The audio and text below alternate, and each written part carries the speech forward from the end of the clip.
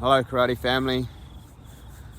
I want to talk today about a incident that happened to me back in May 2005, and the reason I want to talk about it is that a lot of my leadership lessons came from that time, and a lot of the reasons for the way that I am today come from that one incident. And what happened was I had a massive motorcycle accident. I went over what's called a freestyle jump, which means there's an up ramp and there's a down ramp, but there's nothing in between. And it was about, if memory is correct, it was about 80 feet between the two things, between the two ramps. And if you came short, you'd run into the wall of the other jump. So you had to make sure that you went big enough. And anyway, I went too big. There's reasons for it, but won't get into it now. But I went too big, and you're supposed to land on a down ramp. Well, I went past the down ramp and fell flat, came down and flat landed. They call it flat landing, and probably about 120 feet. So it's a really big thing. And my legs came off the pegs, and the pegs came across the backs of my legs and snapped both my legs. And the down pressure broke two vertebrae in my back. So I had a compression fracture of the right tibia and fibia, meant that the bone was sticking out of the front of the shin.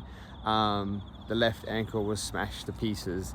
Like the talus, which is the part that it pivots on, was just smashed to pieces, and part of my vertebrae was was kind of broken off, kind of like it was not good. So that's what happened to me. And then so the way the story goes is the first thing that happened, I guess, that I can recall is that I was very alert when the accident happened. I was sort of laying down on some sticks, laying backwards, my feet up a little bit, and the two companions that I was with, they came over and say, first thing they asked is, "Are you okay?" And I'm like, "No." And what do we do? Like I said, call an ambulance. I knew immediately my back. I could feel my back. I could feel, I was fully alert.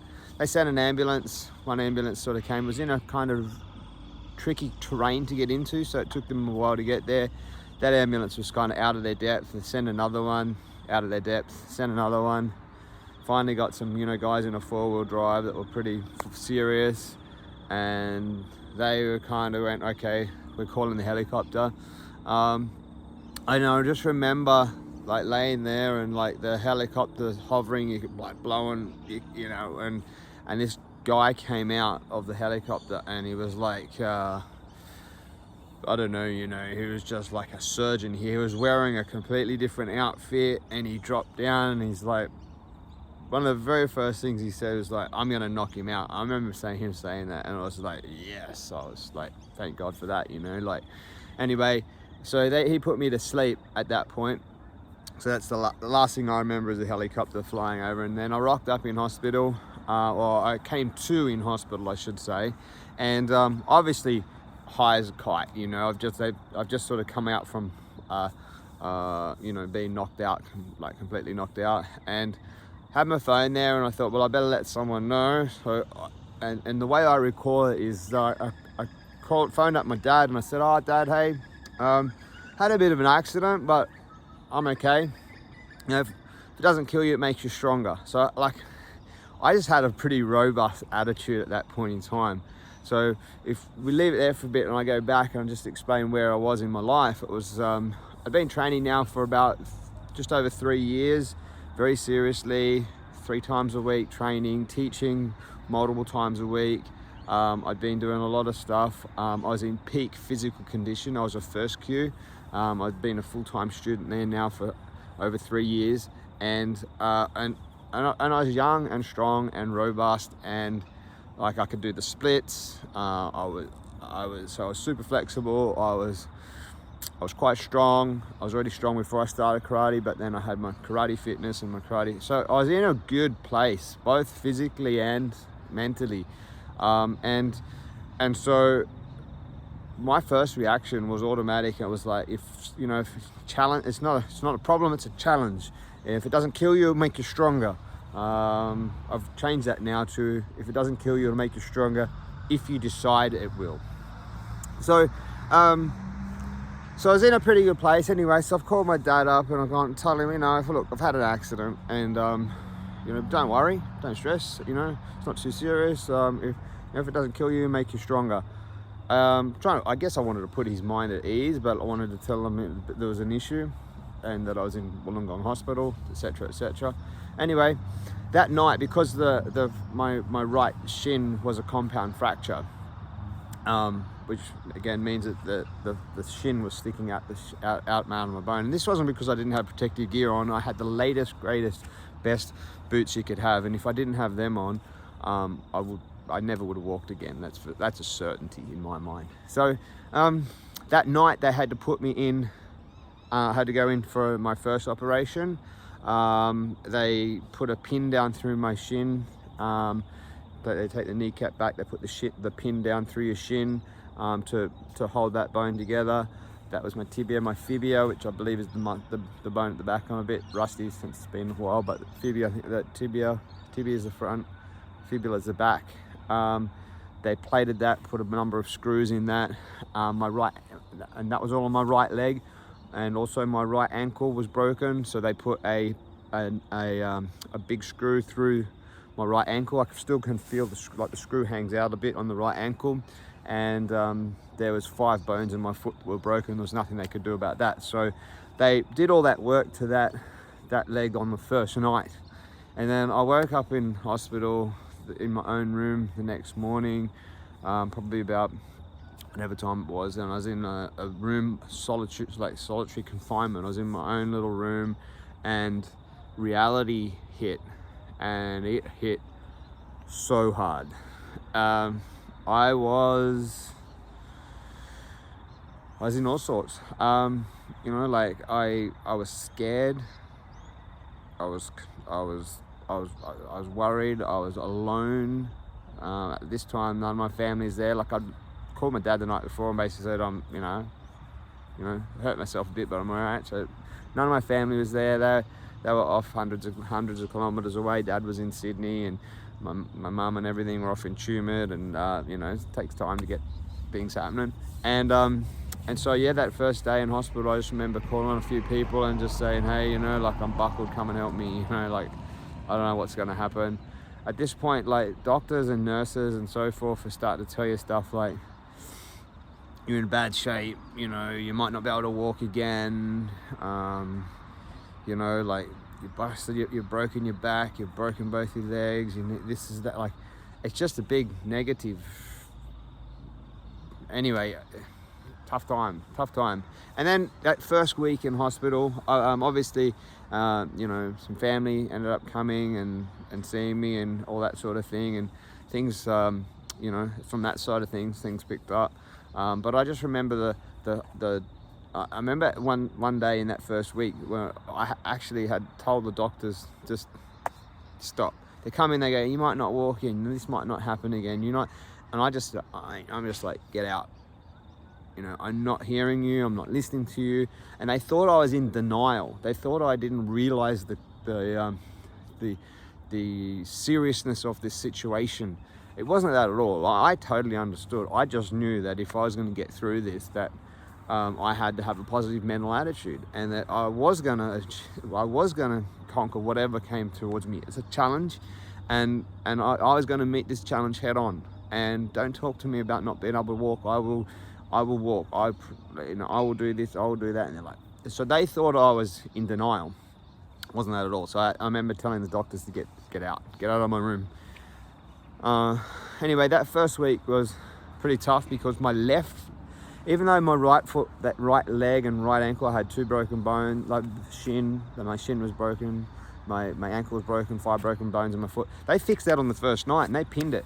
And honestly, if that was it, it was nothing. My left leg, however, that was the big issue, my left ankle. What happened when I came down is that the talus, which is the bone that the ankle, like the shin and the ankle pivot on, the compression on that smashed it into 100 pieces. when you smash a bone in, like when you shatter a bone, you can't just put it back together. Like break a bone, no problem, easy peasy. But when you shatter a bone, it's deep shit. You're in trouble. And I was in trouble, and my ankle was this big. Like it was just swollen, unrecognizable. And so the pain from that is like I cannot explain. The closest I can come to it, and it seems like a distant comparison, but it was like my foot was in a furnace. So you put your foot in a furnace and you just leave it there for a week. That's how it felt. They were giving me pain relief and all that sort of stuff. Of course, I had the presser, I pressed it as much as I wanted and all that sort of thing. But in all honesty, nothing really seemed to make much difference. It was, and because it was so swollen, they had to have it iced on and off, I think every 10 minutes. It might have been 20, might have been 15, I don't remember now, but like ice and then off, ice and then off, and it was excruciating. It sucked. Not only that, they had to have my foot elevated so that the blood would run out of it. And because my back was broken, which we'll get to later, I couldn't lay flat on I had to lay flat on the bed because of my back. Couldn't bend my back. It was broken. So had to lay flat on the bed. However, I had to have my feet up in the air so that the blood would come out of my ankle, which meant that I was on a downward slope the whole time, like so, because I had to be flat on the bed, and they tilt the whole bed up like that. So I'm laying head down the whole time. That meant when and by the way, I had some issues, had some other issues. I'd hit my head and da-di-da, nothing too serious with that. So when someone put some food in my mouth to eat it, I'd have to chew it up and then try and swallow it uphill. So that in itself is a bit of a challenge, and if you want to try it, and you'll know what I mean. But so I got my feet up, they're icing it on and off and trying to get the swelling down, because no matter what, they can't operate on it until the swelling goes down. And at this point, again, they're saying to me things like, you may never be able to walk again. We may, there was times there and they're like, we might have to chop it off. They also talked about going to America and getting a false ankle. That was an option on the table. But the thing was, at that time, their ankles were only lasting, I think, 7 years or something. And I was only 20, I'm going to say, 2005, 25. So every 7 years getting a new ankle replacement, that wouldn't have been a good job. So that was really, for me, wasn't on the table. Chopping it off wasn't really on the table. It's like, let's fix this thing, let's get it going. So what they decided to do was they decided that the best case would be to fuse the ankle. So what they did is after about a week of icing it and all that sort of thing, might have been a week and a half, anywhere up to 2 weeks, the swelling had gone down enough where they could now operate on my left ankle.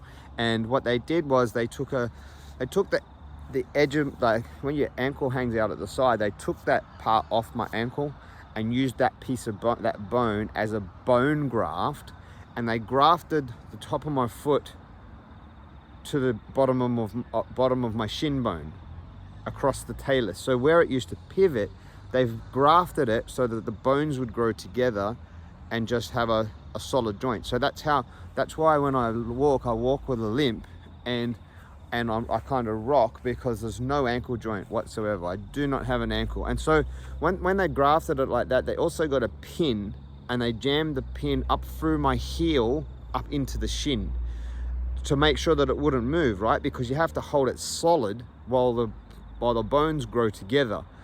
And so that's what they did.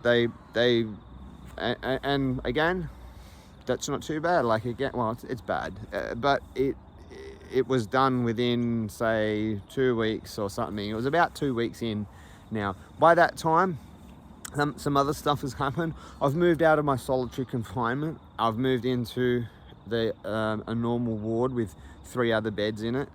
And I'd constantly get people, because it was a orthopedics, I'm pretty sure that's the right word, sorry, where people come with broken bones, mostly, by the way, from car accidents, and then the second one is motorcycle accidents.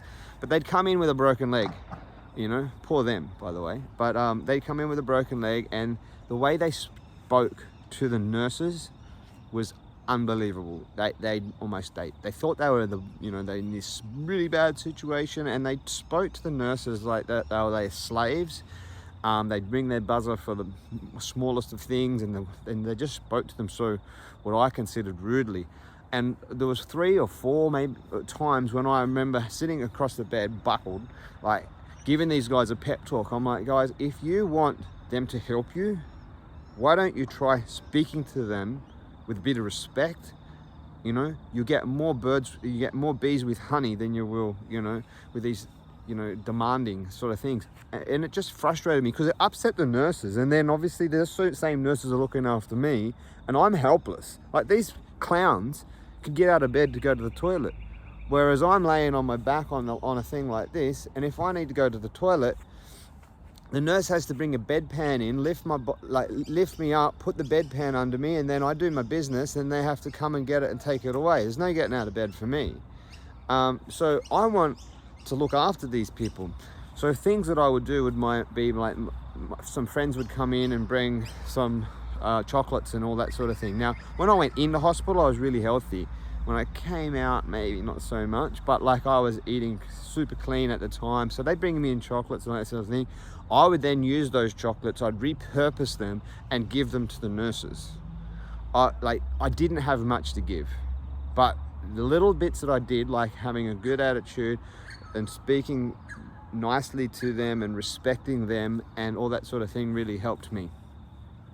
So I'd educate these clowns. Some other stuff that happened in that second week that made it really, that sort of was a turning point, let's say, was things kept happening to me. The situation kept getting worse, let's say. So in that second week, because your body's had massive trauma, and I'm no doctor, and it's been a long time since this happened, but anyway, like, since your body's had massive trauma, something happened, and I remember it was something to do with my platelets or something at this time, and this was just the cherry on top. Other things have been happening throughout the time, but my platelets got to a point where I then had to have a daily injection, and it was the icing on the top, because I'd gotten, and I just remember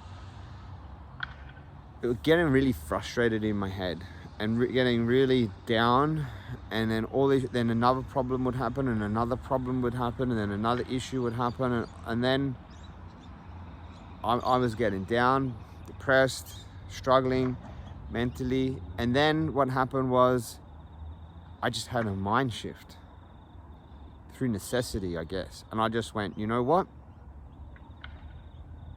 I don't care what happens. Whatever's gonna happen is gonna happen. And I'm okay with that. If I can't walk again, if something happens and I die, I'm okay with that. Like, doesn't matter what challenge comes at me next, whatever. As soon as I made that decision, from a mental perspective, everything got easier. Everything got easier. I didn't care what happened anymore. And I wasn't like I didn't care as in like recklessly. It was just a mental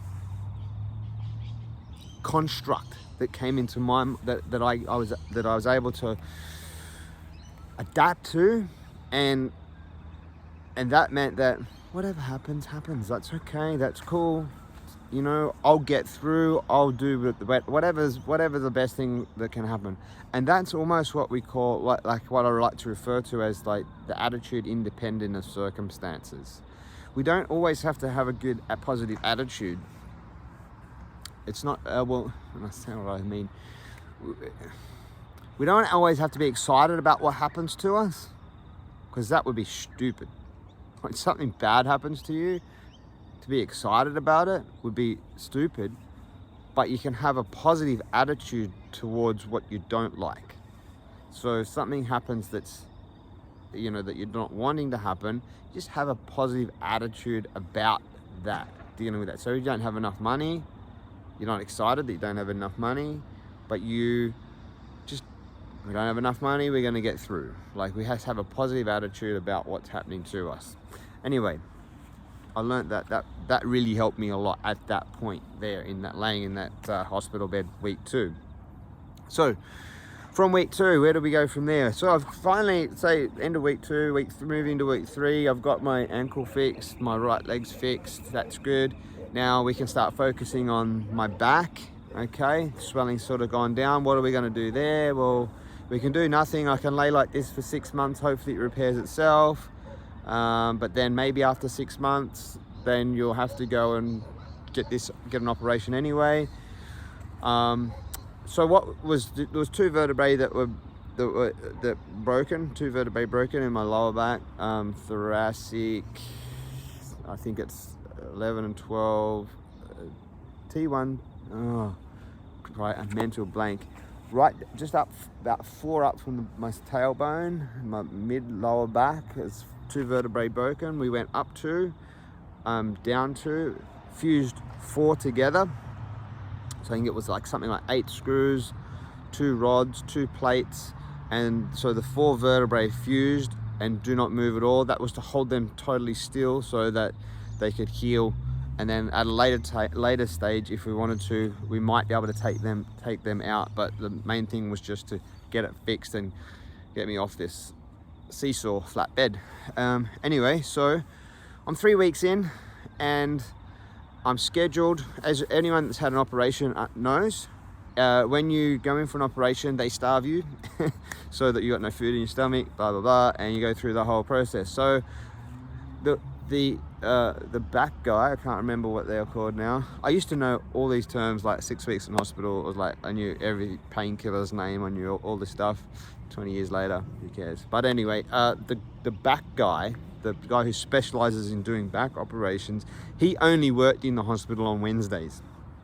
So what that meant was that I was scheduled, I think it was week 3 for my back operation on a Wednesday morning. So that meant they starved me from the night before, because I would have been one of the first patients to go in on the bigger operations, and then and then you go off to your thing. Now in the morning, I also started learning how hospitals work and what happens. And what I knew was, anytime you hear a helicopter, that's an emergency. Someone is in pain. Someone has had a major issue. So whenever you hear a helicopter, that takes precedence over everything. Everything drops, all the normal stuff, all the elective surgery, all that sort of stuff stops, and they fix the dude in the helicopter. Unfortunately, on this particular Wednesday morning, I heard the helicopter, and meant that about 11:30, I'm still starving, hungry, waiting to go in for my operation, and the nurse comes in with a plate of food and said, "You're not going in today." That ripped me apart, I can tell you, because what it meant to me was, that wasn't I'm getting delayed till tomorrow. That was 7 more days before I could begin recovery on my back. Remember, I've already been 3 weeks laying like this, food going up, and they've just come in and told me that it's going to be 7 more days before you can go for the operation to fix your back. That may not seem much to you, but if you've ever spent any time in hospital, 7 extra days laying on your back where you can't move, you can't get out of the bed and go to the toilet, you can't do all that, and someone else is feeding you, blah, blah, blah, blah, blah. Lots of pain, lots of pain, lots of pain, can't start recovery for another 7 days. Another attitude check. And we got through it. We got through it. They had no choice. Had no choice, but overcome it, got the attitude right again, and then off we go. So 7 days later, listening for those helicopters, but luckily none came in. I guess at this point, one of the things I might say is that there was one of the drugs that they gave me a couple of times when I was getting like, you can't move, you can't do anything all this time. They'd give me some Valium, and I felt so happy. I felt so good. It just relaxed me completely. I'd be relaxed. But then my family the next day would come in and go, "Oh man, you weren't good yesterday," and it would scare them, because I was like, I guess, but me, I was happy. So anyway, that was interesting. When I felt the best, the family or friends felt that I looked the worst. I was in deep trouble. It was probably earlier on, but anyway. So then finally went in, got the back surgery, came out the next day. I remember they sat me up in bed pretty much straight after the back surgery because they've screwed you up, plated you up, your back, you can't move your back, you can't move the broken bit now. So now I'm sat up in bed. The surgeons come in. I remember them poking me in the back and I just screamed like, you idiots doing? Anyway, I guess they just wanted to check the wound, but that was all good. So that was week 4. Week 4, week 5. Could have been week 4 or week 5, not too sure. But then I remember after that, maybe a week after the back injury, I was able to get out and get into a wheelchair. And one incident that I remember really clearly is I was going down through the foyer in the hospital. It was probably week 5, into week 5 when middle of week 5 of being in hospital, and I was able to get into a wheelchair, and I had 2 legs propped up on leg support things and massive big back brace wrapped around my back. You've probably seen them with the head support so you can't move that. And I'm walking through and this little kid's in there, and they had a broken arm or something, like a broken leg, and I remember them saying to their mum, I says, "Oh, well, Mum, what would happen if I had like 2 broken legs or 2 broken arms or something like that?" And I just remember the mum turning like this and looking over and goes, "Well, you'd be like that guy." And I just remember looking at him and have a bit of a smile and it's all good, bud, but another thing that really affected me was prior to the hospital incident this hospital incident here, the worst time for me, at this time I was working for GCAR full time, or just before the accident, 6 months before. It's another story, but I remember knocking on doors, selling karate memberships. The worst days was when it was dark. It started getting dark, you still had to keep going, and then if it was windy, that was miserable, and if it was raining, that was the worst. That was the worst nights. Dark, wet, windy and raining, knocking on doors, and I remember sitting there looking out the window, watching the cars go past and going, I would do anything to go out there and knock on doors in the wet, rainy, windy, dark conditions. Literally, I would have given anything I had, anything I owned, to be able to go do that, because I was captive. I couldn't get out. So long story short, then it's almost time to go home, and my last attitude checkup was this guy who used to come in, and he would check. They go check your house, make sure the house was set up to have a cripple at home, and then they would come back and they would check. I call it cripple, I don't mean anything bad, like that was me. But then they come back and they would talk to you and work out your release date. So I've been in hospital now for 6 weeks. And this guy goes out to my house and comes back and goes, "Oh no, you need a ramp, you need this." And came in and go, "Look, you're gonna have to get this done before you can go home. You can't go home because I was scheduled to go home the next day. Can't go home tomorrow." I'm like, I can't go home. It's 6 weeks in this place and I can't go home. Anyway, luckily my uncle went out and built a ramp that day, and I was able to get out the next day. So that was kind of cool. It wasn't over though. My rehab lasted again. That was May of 2005. I was in hospital for 6 weeks. I then went home and was able to there's a bed put in the lounge room so I could socialize with everyone else, watch TV. I think Lance Armstrong won the Tour de France that year, 2005. Watched that. Would have been June, July. And then my goal was to be able to learn how to walk again for my birthday, which is November, end of November. And so I just was going to rehab and doing what they said, and again, you know how they say you have to learn how to walk again? I used to think that was rubbish before it happened to me, but trust me, if you don't walk, if you break both legs and don't walk for 6 months, you will have to learn how to walk again. So it's literally holding onto 2 poles and trying to learn how to walk again. Anyway, long story short, I got there. I did walk a little bit for my birthday, end of November, 6 months after the accident. And then from there, I just kept going, kept getting better, kept working on it. I have to do core exercises for every day for the rest of my life, and that's okay. I have to do, you know, there's a lot of things I have to change, a lot of things I can't do, but don't focus on what you can't do, focus on what you can do. Don't let what you can't do stop you from doing what you can do. And then when I got back to karate, just a quick story about getting back into karate. Finally, I think I went back, literally I went to walk at the end of November. I was back at karate in a capacity in January of the next year, which was 2006. So January 2006, rock into the dojo. I've got my massive big back brace on. I've got a moon boot on, and that's how I'm training. So I've gone from first kyu, top of my game, loved kumite, just felt like I had good, you know, good footwork, good kicks, all that sort of stuff, to wearing a moon boot and a back brace. And humbling, you want to see humbling, that's humbling.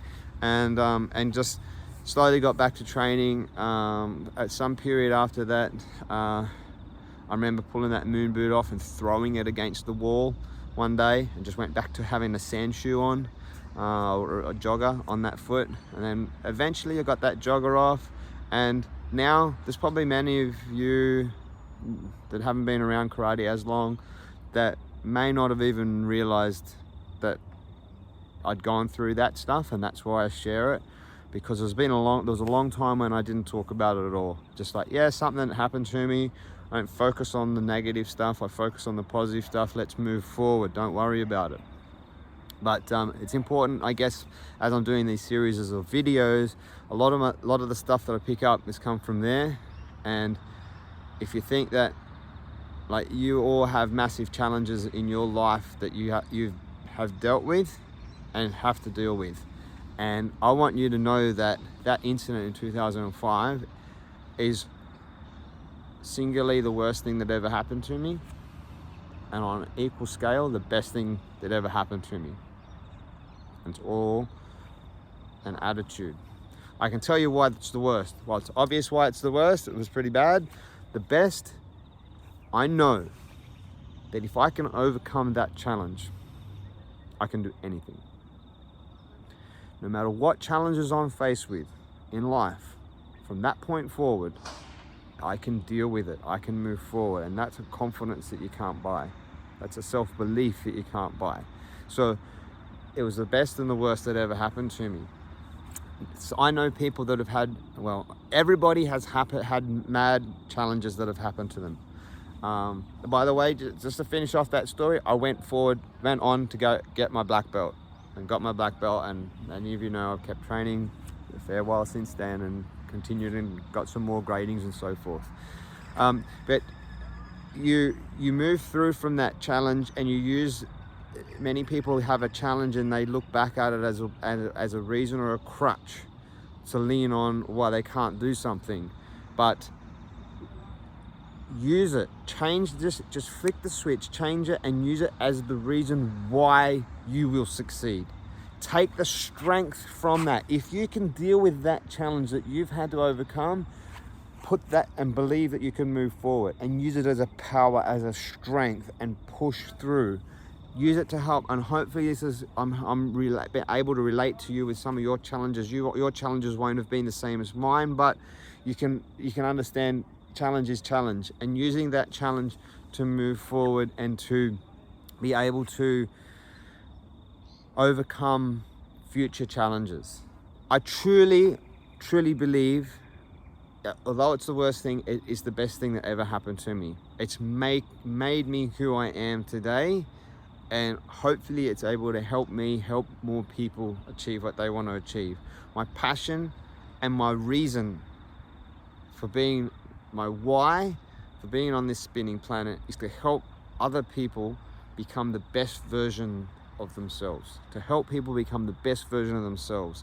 And if I hadn't had that challenge, if I hadn't had to go through that, if I didn't have the experience of going through that, I wouldn't be able to relate to you on your challenge, even though they may be different. Okay? So, as I finish all the videos, I believe in you. You can do it. I know you can. It's inside of you. The same energy source is inside of you as is inside of me, as inside of everyone. I believe in you. If you're not doing karate yet, you should be. And I'll see you in the dojo. Thanks for listening.